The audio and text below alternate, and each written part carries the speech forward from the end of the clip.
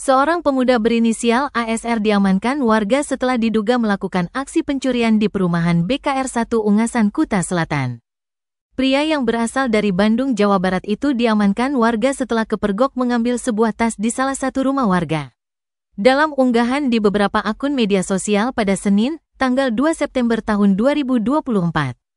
Pria itu telah digiring oleh sejumlah warga dan petugas kepolisian. Pemuda memakai baju kaos garis berwarna biru dan celana pendek putih itu tampak tertunduk lesu.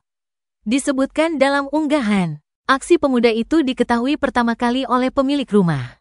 Saat kejadian, pelaku melakukan aksinya dengan masuk lewat belakang dengan cara memanjat tembok rumah. Pelaku langsung masuk ke salah satu kamar, lalu mengambil sebuah tas yang berada di atas meja. Namun nahas, aksi pelaku kepergok penghuni rumah. Pelaku akhirnya diamankan warga dan diserahkan kepada pihak berwajib. Unggahan tersebut pun mendapat beragam komentar warganet di media sosial. Warganet pun menyoroti ulah oknum perantau di Bali yang semakin meresahkan. Bagaimana tanggapan kalian terkait kasus tersebut? Tulis di kolom komentar.